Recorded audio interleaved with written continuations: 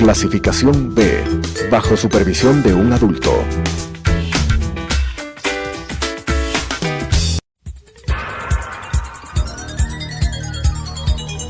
Las opiniones vertidas en este espacio por la producción y dirección del programa son de exclusiva responsabilidad de sus autores y de quienes intervienen en ellos.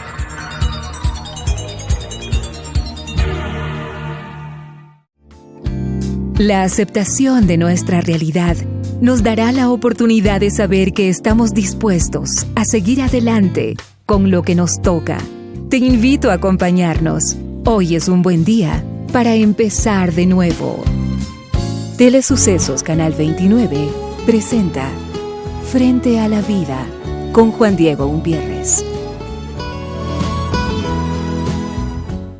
Bienvenidas, bienvenidos Frente a la Vida. Siempre un gusto encontrarnos, atendernos, suspirar, respirar, llevar polémicas, sonrisas, conciencias, pero sobre todo apuntar directo a tu corazón para que sepa que es un espacio diferente. A veces en el día, con la movilización que tenemos, con lo acelerado que estamos, es preferible entonces apostar hasta media hora donde seguro vamos a llevar algún contenido que refleje y haga eco en tu corazón con las cosas importantes de la vida. Como siempre te digo, no buscamos llevar verdad, pero sí ilusiones, posibilidades, sueños, reflexiones para tener un suspiro. Y por supuesto, a las 21 horas, a las 9 de la noche en Telesucesos, ahí está tu encuentro para que nos veas también, ahí vas a tener el contacto visual y ponemos redes sociales a tu disposición. Juan Diego Motiva en el Facebook, en el Twitter, también en el Instagram, pero Frente a la Vida, escribe Frente a la Vida en Facebook y vas a ver que tenemos todos los programas ya en HD gracias a Telesucesos para que veas todo lo que escuchaste también en la radio, lo puedas ver también a través de las redes sociales en cualquier parte del planeta, porque tú sabes que la parada inteligente y que conmueve siempre sucede aquí en Radio Sucesos a las 6:30, así que un gusto que nos acompañes.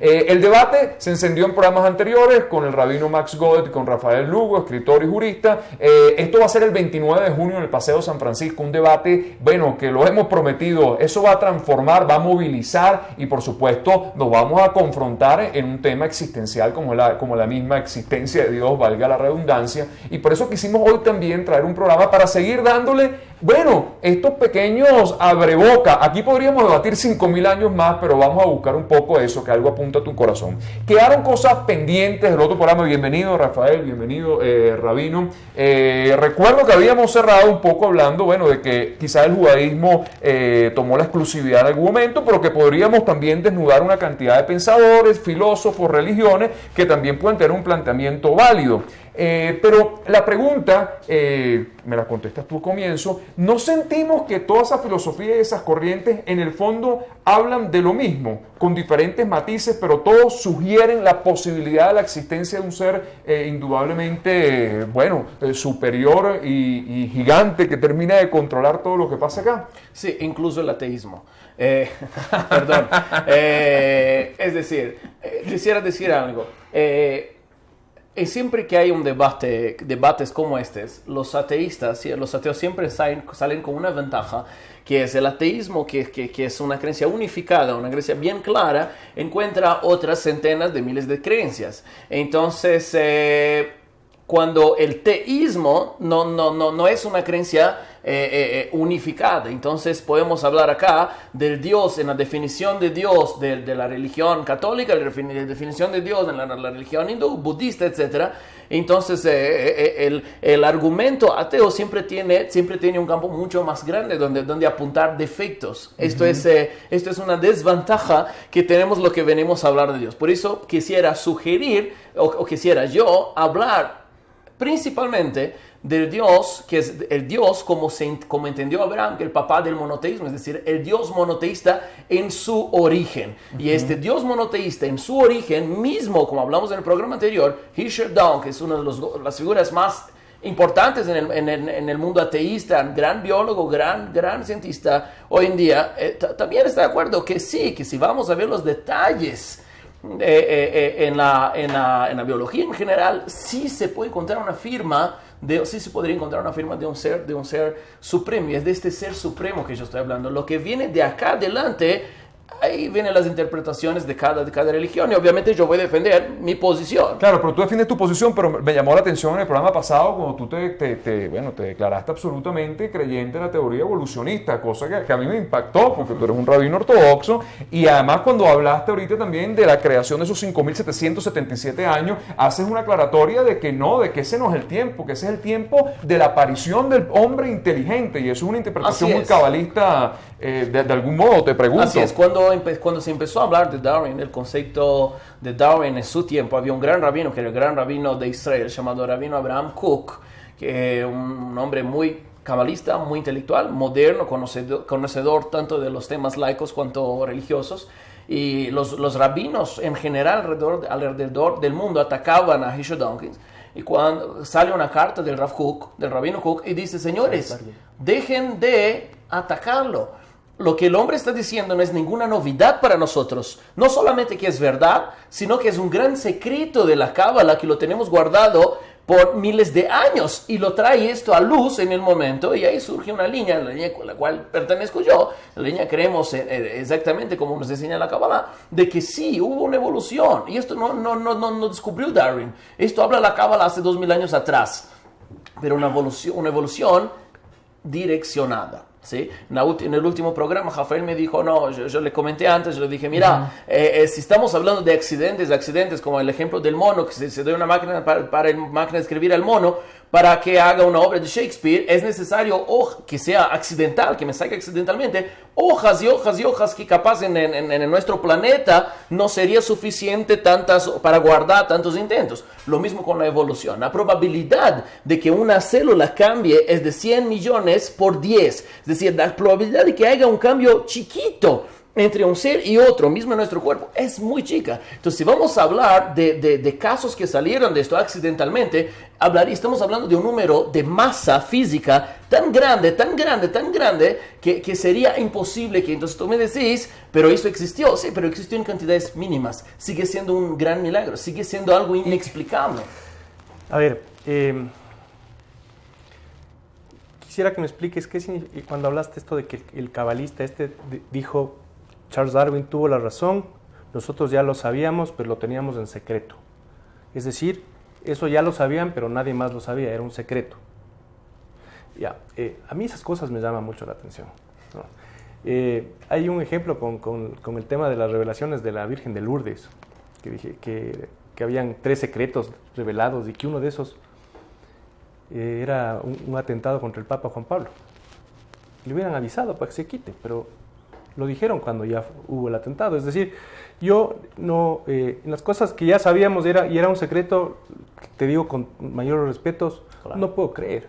O sea, sí, ya nosotros ya sabíamos, pero lo habíamos mantenido en secreto. ¿Para qué? ¿Para qué? Es decir, era mucho más útil, ¿no? Más bien poner en conocimiento, ¿no? Incluso, ¿por qué? Porque si es que resultaba ser verdad que ustedes ya sabían lo que Darwin descubrió, le daba mucho más fuerza a tu religión, ¿no? Entonces, yo parto de la evidencia, o sea, de lo que puedo, de lo que no está sujeto a duda de su existencia, ¿no?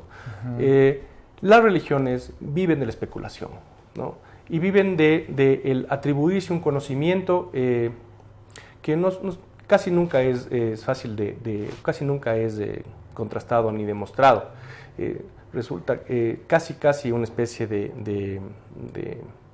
es una fábula, ¿no? Es una fábula y cada religión se atribuye ciertas cosas y otras no. Al principio hablabas de que hay una ventaja por parte de los ateos, porque los ateos toman o tomamos los errores de cada religión para demostrar que Dios no existe. Y al menos yo no lo hago por una razón, porque yo no creo que las doctrinas religiosas sean la prueba de la existencia de Dios. Entonces, si tú encuentras una falla en esa doctrina, igual una prueba que no es prueba, si tiene un error, igual no tiene prueba, no es la prueba, ¿no? Ok, pero déjame cerrar con eso. Perdón, y la ventaja en realidad está en la religión. Y eso lo hablamos en el primer programa de esta conversación. ¿Por qué siente que está en la religión? Porque la ventaja está en la costumbre, en la enseñanza, en el paradigma, en la repetición de miles de años. Y es una repetición, y alguna vez lo conversamos, que te viene además a través de tu gente más amada. Porque ¿quién te enseñó a ti tu religión? Tu madre, tu padre. Es decir, es algo como que lo primero que tú tienes que romper cuando empiezas a pensar que hay algo diferente con respecto a la creencia es con la gente más cercana, la que con la mejor voluntad te has llevado por un camino, ¿no? Desde que es niño. Esa ventaja de miles de años versus pocos años, esa ventaja del sentimiento por encima de la razón, la tiene la religión.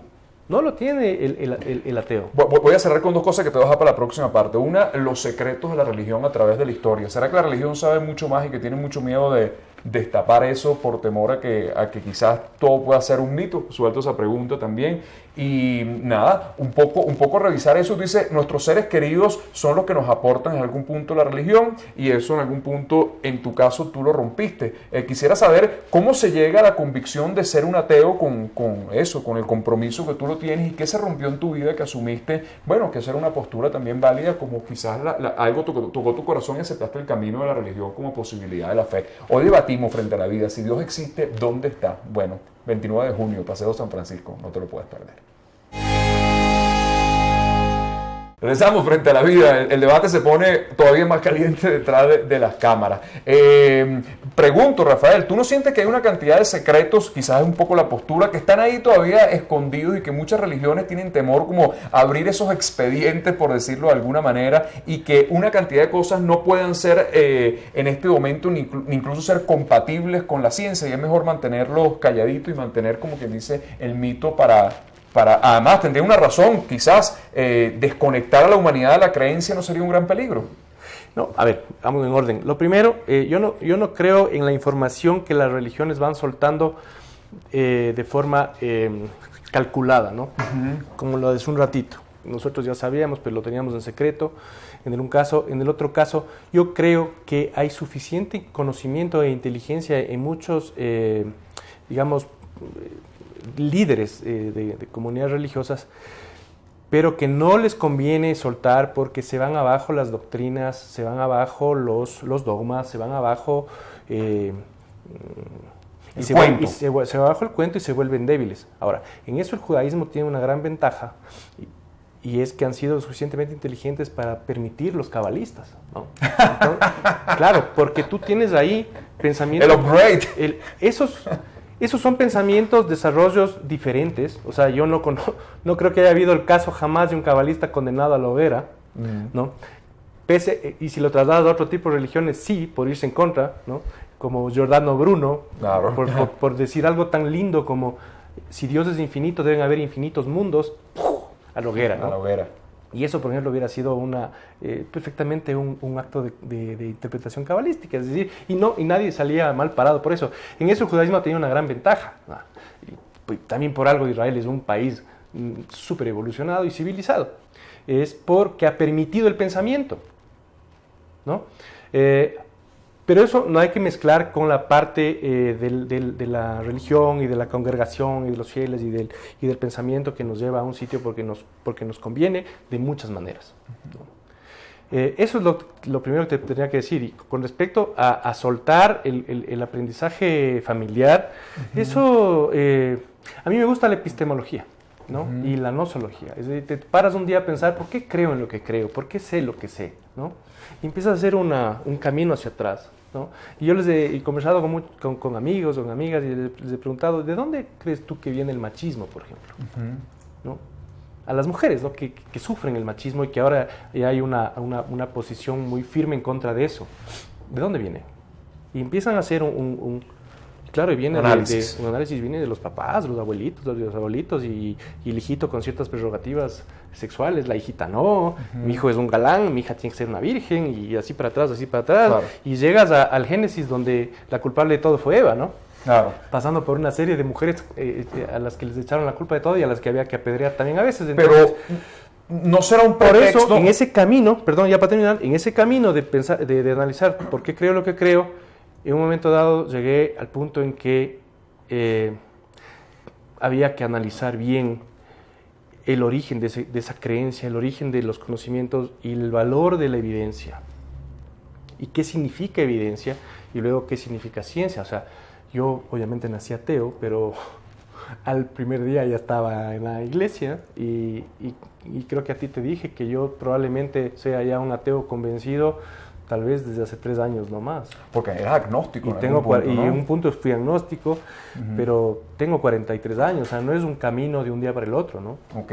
¿Y no siente, Rabino, que quizás eso que dice Rafael, que esos rituales continuos, que todo lo que tiene que ver con la liturgia, tiene que ver con nuestras costumbres, que además creo que son maravillosas, más allá desde el punto de vista de la religión, porque es que la continuidad de la costumbre es lo que en algún momento hizo que el ser humano hiciera civilización, detenerse en el ritual, conectarnos con nuestros referentes, siempre tiene una convicción también de encontrarnos con nuestra familia. Pero ¿no será más bien que todo eso es el gran pretexto para mantenernos y poner una figura gigantesca como el gran controlador? Y no más bien es un índice de comunicación humana que nos hemos acostumbrado a través de eso, valga la redundancia, de la costumbre a mantenernos en esa creencia. Claro que sí, esto es parte de esto. Y confieso, en mi caso personal, así como Rafael llegó a esta conclusión, yo también llegué a esta conclusión.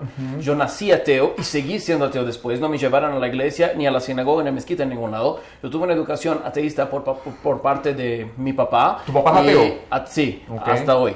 Y de mi mamá, durante gran parte de mi infancia, una formación ateísta, hasta un cierto punto donde surge el espiritualismo en general, el budismo, hindú, pero el judaísmo lo llegué por decisión propia, o sea, juntando puntos, ¿por qué el ateísmo no? ¿Por qué el budismo no? ¿Por qué el hindú? Y por accidente yo nací judío y justo fue donde me encontré, pero también lo busqué y esto es tema para hablar en otro programa.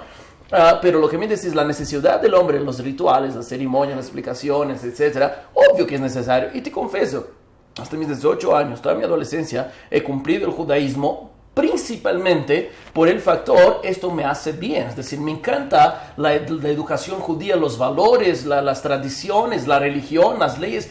Quiero basar mi vida en esto, aunque no sea algo, aunque no sea una verdad absoluta, pero es tan lindo, me encantan las tradiciones, me encanta guardar el sábado, me encanta todo esto. Y si hoy me dicen, si tú me convences, no hay Dios, yo voy a decir, me encanta, no hay Dios, pero lo voy a seguir igual porque me encanta vivir como yo soy. Exacto. Entonces esto es un factor importante, pero no te diría que es su totalidad. Ahora me vas a tener que dar 2 minutos, porque si quiero contestar, seguir con nuestro ping pong, quiero contestar un argumento importante que mencionó Rafael. Dices, siempre supimos por qué nunca revelamos. Hay algo muy interesante en el judaísmo que es lo que más me fascina en el judaísmo, que es el judaísmo, tenemos muchas opiniones. Hay puntos que son puntos intocables, como por ejemplo lo que dijo Abraham, hay un Dios supremo, eterno, que siempre fue, que es y siempre será, tanto que el nombre de Dios, que las letras componen el nombre de Dios, en la religión judía es una unión de las palabras allá, fue, Jové, es y Yeh, que será. Es decir, es un Dios, no es su nombre, su esencia es esta, la eternidad. Esto es, y la frase máxima de la fe judía, que es el Shema Israel, escucha Israel, Dios es único, todo es Dios, Dios está en todo. Esto no sé, pero aparte de esto tenemos el Talmud, donde tenemos 50 opiniones o como poco para cada cosa. Y yo puedo creer en mi interpretación, tú en la tuya, y capaz tú tenías razón. Pero yo seguí creyendo en la mía. Los cabalistas tenían su base, su manera de interpretar, y yo creo en esta manera, mientras otros hasta hoy dicen esto está mal. ¿Ya? Entonces, tú me decís, ¿por qué no sacaron esto antes? Te invito a leer los textos. En la Universidad de Hebrea, Universidad Bar-Ilan en Jerusalén, hay manuscritos que tienen siglos, como por ejemplo en Nachmanides, que habla hace 1000 años atrás del Big Bang con todos los detalles, pero con todos los detalles, que primero fue un punto y otro punto, y cuando pasa a ser masa y habla del átomo y habla de los electrones, con otras palabras, pero lo estudias y decís, pero está hablando explícitamente de temas científicos. Me vas a decir, ¿por qué no me dijo antes? Claro que dijimos antes. Hace 1000 años atrás salió a luz el libro del Ramban. Lo tengo en mi oficina. Te invito a estudiarlo. Es verdad, hay muchas tonterías, perdóname todos los judíos que están escuchando, en la literatura judía. Lo digo con todo respeto o no, pero hay muchas tonterías. El Zohar, un libro máximo de la Kabbalah, hace 2000 años atrás me dice, sepan, empieza el libro diciendo así. No lo revelamos hace poco, está revelado hace 2000 años. Ya empieza el libro diciendo, sepas que el mundo es redondo. Hay personas que viven abajo, personas que viven arriba. Para unos es día y para los otros es noche. Y no se caen porque hay una fuerza que se llama Koach Meshijá, que es una fuerza de atracción que hace que uno no pueda caer. ¿De dónde sabemos esto? De los conocimientos que sabemos nuestros padres, que se vieron del propio Dios, de la divindad. Ya, punto. En el Talmud de Yerushalmi, Talmud de Jerusalén, hay una citación de un rabino que dice, no, la tierra es como un pancake, si seguís caminando te vas a caer. Yo, ¿en cuál creo? En el Zohar, me vas a decir, porque me conviene, no importa. Pero hay una serie de conocimientos, y yo durante mi jornada hacia la religión me fui agarrando acá. Me siento muy cómodo siendo judío, siento que soy más racional que Hisha Dawkins y cualquier otro. Creo que hice una elección, un proceso muy selectivo hasta llegar acá. Hay puntos que no son puntos claros y no son puntos reales, es verdad, y esto no, pero son puntos que salen en la cabeza de seres humanos. Algo lindo, y con eso prometo que concluyo, que tenemos en el judaísmo, es que no decimos, porque el Rabbi Akiva o el Maimónides habló, entonces es directo de Dios. No. Tú decís así, y puede que tu argumento sea, 2000 años una vez que tenías razón, y a mí me gusta agarrar en estos argumentos, pero estamos cientes de que el hombre puede hablar cosas que no son reales y que no tiene santidad en esto. Ok, vamos, ya vas a venir tú. Hay que hacer como 500 programas de esto. Voy conversando con Rafael Lugo y Max Godet. Este debate va a ser el 29 de junio, Paseo San Francisco, si Dios existe. ¿Dónde estás? Aquí en Frente a la Vida. Empezamos, bueno, como quien dice, a degustar, bueno, el tema existencial por naturaleza. No se muevan, lo mejor está por venir ahora, Frente a la Vida. Regresamos Frente a la Vida. Bueno, todo un tema. Hoy conversando con el rabino Max Godet, psicólogo, rabino principal de la comunidad judía, y el escritor y jurista Rafael Lugo. Muchas preguntas quedaron. Te voy a dejar una primero a ti mientras le hago para que la vayas pensando. ¿Ese Dios es bueno? Te lo dejo para pensar y te pregunto a ti ahorita, en nombre de la religión y de todo lo que han sido los pretextos, tú que eres un escritor, que además tienes contacto con la historia, ¿qué te has encontrado? ¿No has tenido sorpresa que en nombre de la religión han pasado las cruzadas y las tragedias más sangrientas de la humanidad muchas veces? Bueno, eso es de conocimiento público, y aquel que tenga la voluntad de no negar la evidencia va a saber que las religiones tienen un componente negativo, violento, asesino, ladrón, que es innegable, ¿no? Algunos se enojan porque además, tenemos esta conversación ahorita con un rabino y no es la religión que más influencia mi mundo, ¿no? Uh-huh. Entonces tal vez esto podría ser charlado con un representante del catolicismo, pero que es el que el que llegó acá, el que se tomó esta zona, ¿no? Entonces, y con el que se podría hablar de esto. No obstante, con la excusa de que todos somos la iglesia, entonces no puedes reclamar, ¿no? Porque todos somos, y es una oración con la que se explica, con la que se pretende acallar el reclamo, ¿no? Pero yo me quedé con este dato de Nachmanides, que hace 1000 años él ya había hablado del Big Bang. No lo pongo en duda, debe estar el libro ahí. ¿Y por qué? Pues te está invitando a que lo leas. Porque me ha invitado a que lo lea, y seguramente el libro tiene 1000 años de antigüedad. Me llama la atención que pese a ese conocimiento, ¿no? Que me hace pensar en un análisis científico, una capacidad de una mente científica que no es ajena a los judíos, sí tienen todos los Nobels, ¿no? O sea, eso no es sorpresa, ¿no? Me llama la atención porque entonces, si es así, si se conoce desde hace 1000 años la existencia del Big Bang, ¿por qué no estamos en otra situación como mundo?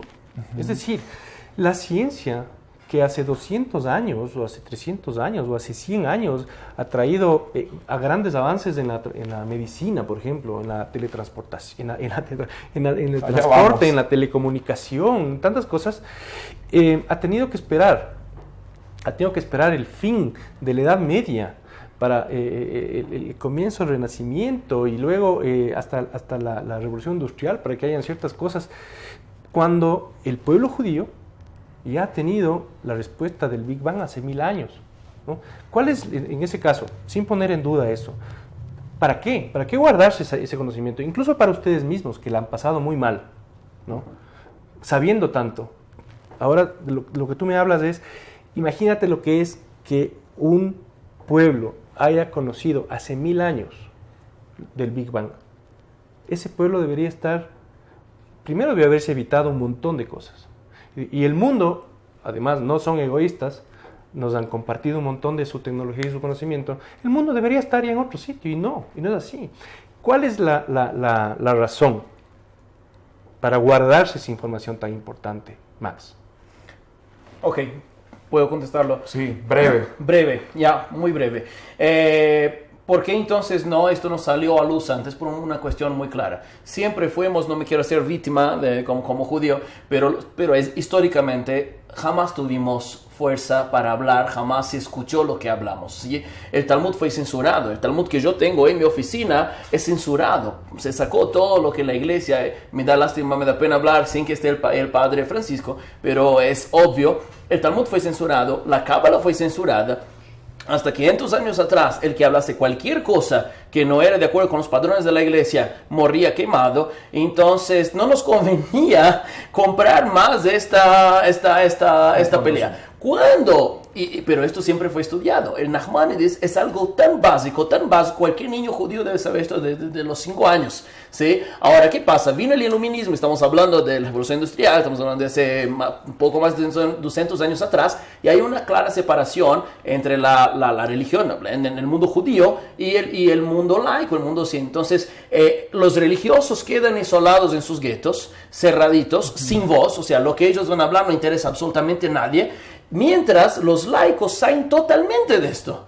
Einstein, no estoy seguro que Einstein conoció esto, porque Einstein tuvo una educación laica. Entonces, con esta separación, tenemos genios judíos que jamás tuvieron conocimientos de temas religiosos y no hablaron del tema, y los religiosos no tenían voz para hablarlo. Ok, te dejé la pregunta y fue un poco ligando lo que le pregunté a Rafael. Bueno, cuando uno ha visto la historia, en nombre de la religión han pasado cosas muy complejas, muy difíciles, y por eso te pregunto, ¿este Dios es bueno siempre? Claro que sí. Sí. Claro que sí. Y te hago la... Vas a poder contestar en el tercer programa. Te lo vas a contestar en vivo. Para nosotros. Pon una respuesta en Facebook, en tu página. Hay una frase de la literatura judía que resume bien lo que quiero decirte. La frase es la siguiente. Quisiera preguntar a Dios cómo Él puede permitir que exista en el mundo tanta injusticia, tanta desigualdad, tanto sufrimiento. Pero sé que Él me preguntaría lo mismo. ¿Tú qué haces? Es decir, creemos, es parte de la fe judía, ¿ya? Creemos, que no fue probado en laboratorio, porque no todo se prueba en laboratorio, pero creemos que Dios creó un mundo incompleto con el objetivo de que el hombre pueda crecer y pueda ser parcero de Él en su creación. Cuando dices un mundo incompleto, y si sentimos que Dios es completo, ¿por qué yo no puedo pensar que dentro de lo que es lo completo también puedo tener rasgos de dualidad, de oscuridad, de maldad? No podría ser, eso no es parte del universo. Dios creó el mundo con objetivo, y el objetivo del mundo es que el mundo sea una herramienta, sirva de herramienta para que el hombre evolucione solo. Este es el libre albedrío, es la base del monoteísmo. Tú tienes libre albedrío. Entonces, si tú ves que hay hambre en África, tú puedes decir, mira Dios, qué malo que es, pero tú qué has hecho para cambiar esto. Es decir, Dios nos pone, la naturaleza nos pone, Dios no está todo el tiempo diciendo acá esto. El mundo funciona de manera natural, es la naturaleza. Pero Dios hizo el mundo de esta manera, en que hay sufrimiento, hay hambre, hay dolor, hay persecuciones, hay guerra, para que el hombre, de la manera que se relaciona con esto, él puede crecer, puede evolucionar. Y cuando el hombre evoluciona éticamente, moralmente y espiritualmente, la humanidad también evoluciona. Mira lo que éramos hace 70 años atrás, mira cómo se trataban los negros en Estados Unidos hace 70 años atrás. Hoy en día esto es algo, el presidente es negro. O sea, el hombre evoluciona y la humanidad evoluciona. Pero Dios pide, la voluntad inicial de Dios es que esta evolución se diera de manera natural. Es decir, te doy todas las herramientas para que esto sea posible. Y si Dios existiera, ¿no crees que está como distraído a ese, Rafael? Bueno, Dios no existe. Y el libre albedrío es una de las explicaciones más fáciles de desmontar. Porque, Tienes un minuto para desmontar. Porque mira, solamente con un ejemplo de tu misma fe. Si es así, ¿por qué Dios intervino con las 7 plagas en Egipto? 10. No fueron... fueron 10.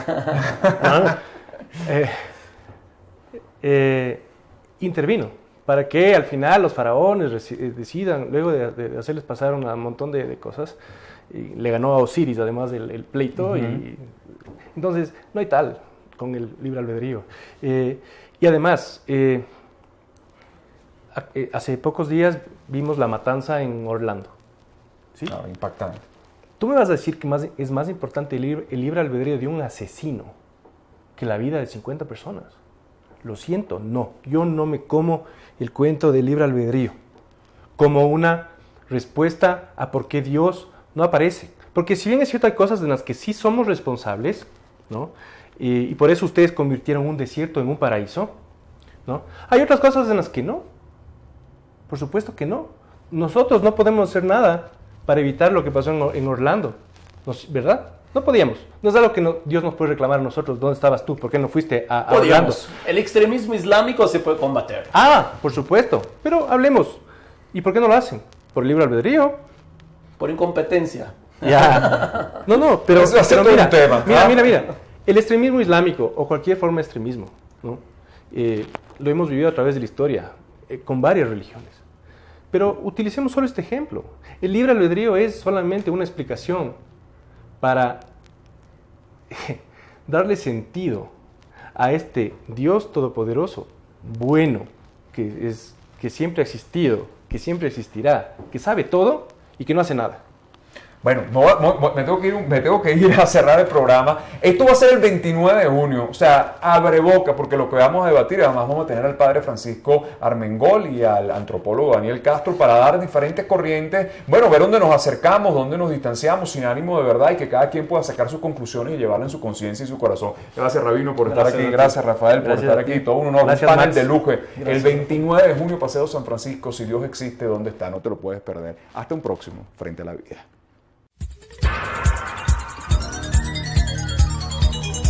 Las opiniones vertidas en este espacio por la producción y dirección del programa son de exclusiva responsabilidad de sus autores y de quienes intervienen en ellos.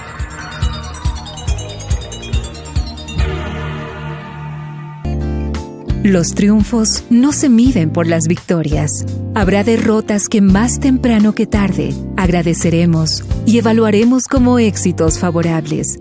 El tren pasa siempre, mientras estemos despiertos, frente a la vida. Nuestra cita mañana 18:30 en Radio Sucesos, 21 horas por Telesucesos.